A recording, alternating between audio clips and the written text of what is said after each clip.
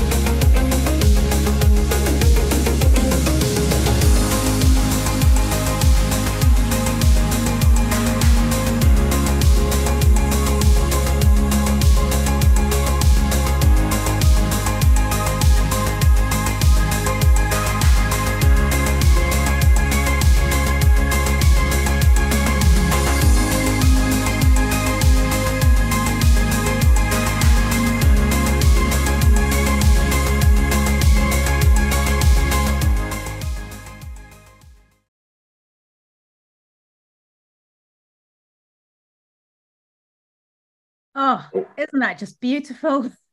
I love all the mud. I love the sandpit. Yes, it's really, lovely sandpit. Actually, that was donated by the PFA. We're lucky enough that they had some money, we could do that. But I mean, it was the video that we did there. I just chose a day, and I thought I was going to do it all on one day, see what happens on the one day. And then when the day came, it was the worst weather. It was the rain and everything. But actually, it was really quite nice to go out there and then see that everything still carries on when it's wet and muddy and miserable, and the children still got massive smiles on their faces. So it's brilliant.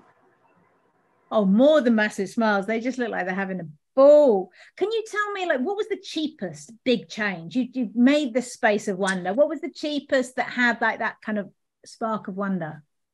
The cheapest space that we've made. Really differences, because a lot of people worry that if they're going to plan for play, will it cost a lot? Well, it doesn't. I mean, we've been doing it for, I think, was it 5 years now, I think? Yeah, 5 years. So, when we first started, and we started a bit like Liz, we just came straight in with it. We planned it all, got it all ready, and then opened it all up on just after Easter one year. And it's worked beautifully that way. I'd recommend that too. But when we were doing we did a DIY SOS day, and we just created enough access to everywhere on the site every year. We're going to have to clear this for every year. We're going to be, in real trouble. It's going to be not sustainable. But the children are like foxes. They create their own little areas, and they keep it clear, and they actually clear it up. They clear more zones that they want to use just by trampling and using it. So the upkeep of the whole site is negligible, really negligible. We haven't had to put, we've just done special things, and we get things donated obviously by all the parents and everything. So The actual running costs, I'm talking something like £500 a year, really, for, you know, extra equipment or things breaking, which is nothing for what the children are getting. So that was a surprise for me. Sorry, I missed that. And if you think about what the children are getting, yeah, what are there any specific difficulties? Any specific impacts that you've seen in capabilities, behaviour? Yeah, I mean, especially being a class teacher as well. Obviously, you can see, you know, you see everything, and it does make a big difference. They come in before; they always used to come in frustrated from lunchtime because they couldn't do what they wanted to do.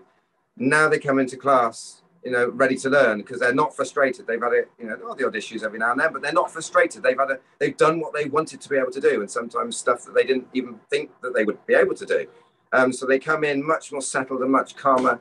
You know, the children that before might have had a few behavioural difficulties. We still get them occasionally, but they can split away from each other. There's so much space. If they want to go and have a place where no one's going to find them for 10 minutes or 20 minutes or half an hour, they can go and find a completely isolated spot, and they can just be what they want to be and get away rather than create. So that's one of the major differences. A lot more time in the afternoon, learning time, which schools need.